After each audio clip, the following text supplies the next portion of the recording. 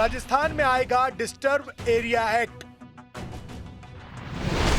Bhajanlal cabinet की मंजूरी। विधानसभा में बिल पेश करने की तैयारी।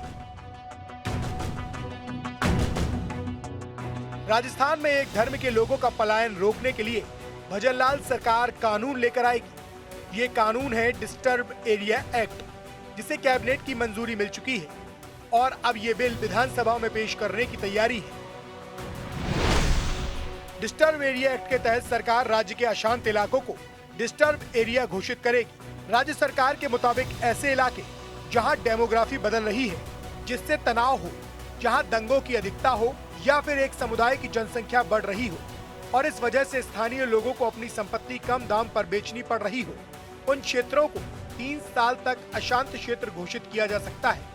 अशांत क्षेत्र घोषित होने के बाद उस इलाके में 3 साल तक संपत्ति की खरीद फरोख्त पर रोक रहेगी और कानून का उल्लंघन करने पर 5 साल तक की सजा होगी। अगर एडीएम से मंजूरी मिलती है तो जमीन को खरीदा या बेचा जा सकता है। यही नहीं, सरकार 3 साल के लिए अशांत क्षेत्र घोषित किए गए क्षेत्र की समय सीमा भी बढ़ा सकती है। राज्य सरकार की दलील है कि ऐसा करने पर राज्य से पलायन रुकेगा। ऐसा कानून बनाने वाला राजस्थान देश में दूसरा राज्य होगा। फिलहाल गुजरात में एक कानून लागू है और अब राजस्थान भी उसी राह पर निकल पड़ा है।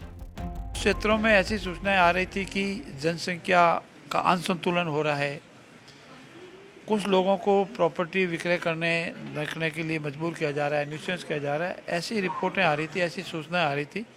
तो सरकार ने सावधानी के तौर पर प्राप्त इनपुट के आधार पर दूसरे राज्यों में बने कानून को ध्यान में रखते हुए राजस्थान में ये डिस्टर्ब एरिया कानून लाए हैं और ये विधानसभा में डिस्कस होने के बाद पारित होगा। राज्य सरकार की दलील है कि डिस्टर्ब एरिया एक्ट घोषित होने के बाद जनसंख्या असंतुलन और पलायन रुकेगा, सांप्रदायिक तनाव और हिंसा पर काबू पाया जा सकेगा।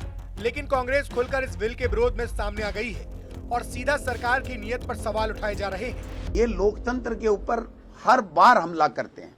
ये संविधान को इसीलिए चेंज करना चाहते थे कि अपना संविधान अपने हिसाब से ये करें, जिससे इनका एजेंडा जो है वो एजेंडा इनका स्थापित हो और यही राज करें, कभी दूसरे का कोई राज आ ही नहीं सके। हाकिम भी यही है और मुंसिफ भी यही है, तो मुद्दई को इंसाफ कहां से मिलेगा? ये कातिल भी यही। एक और शेर सुनाता हूं कि जुल्म के सारे हुनर हम ही पे आजमाए गए, जुल्म भी सहा हमने और जालिम भी कहलाए गए। तो ये अपने हिसाब से फैसले करेंगे। 28 जनवरी से राजस्थान विधानसभा का सत्र शुरू होने वाला है। भजनलाल सरकार इसी दौरान बिल पेश कर सकती है और इस बार सदन में ये बिल पेश हो गया तो फिर ये कानून बन जाएगा और इसे लागू कर दिया जाएगा और राजस्थान ऐसा कानून लागू करने वाला देश का दूसरा राज्य बन जाएगा।